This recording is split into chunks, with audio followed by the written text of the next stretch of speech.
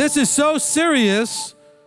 In verse 5, he says, that prophet or the dreamer of dreams is to be put to death because he has spoken apostasy against Yahweh your Elohim, who brought you out of the land of Mitzrayim, redeemed you from the house of bondage to make you stray from the way in which Yahweh your Elohim commanded you to walk.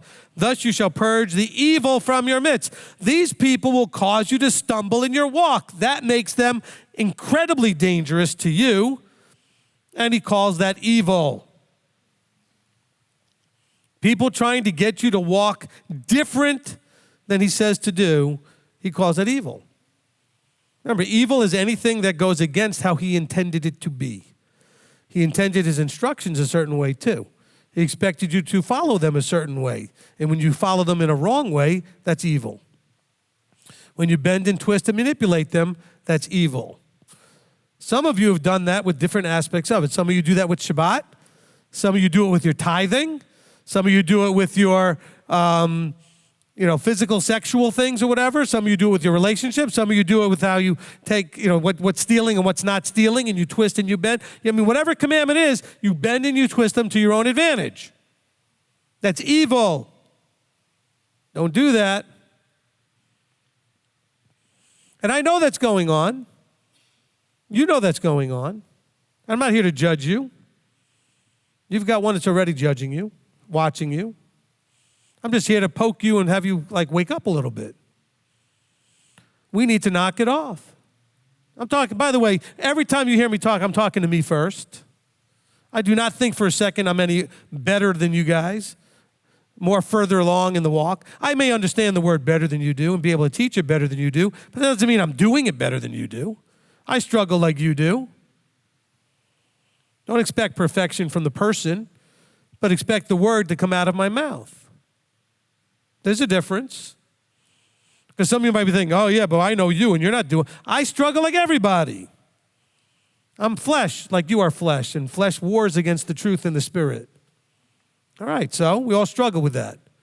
Remember we talked about I think it was good we mentioned this again. We talked about this on Torah Tuesday.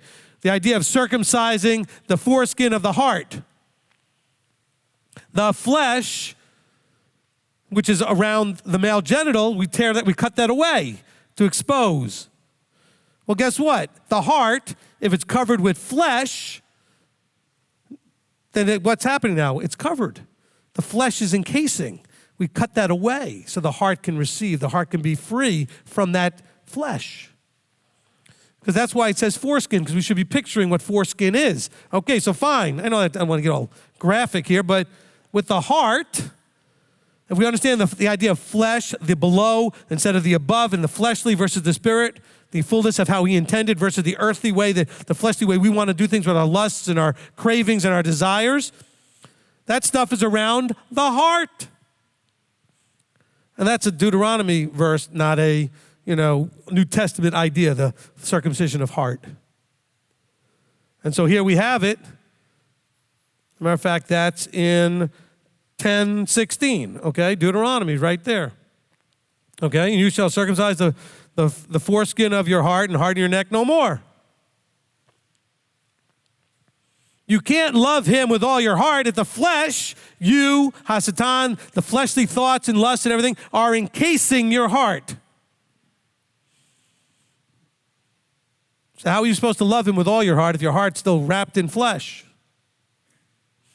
And the desires of flesh. Remember, the heart is the seat of what? Desire. So if the flesh is encasing that, it's the biggest influence on your heart. You need to circumcise that. Remove that flesh from your heart.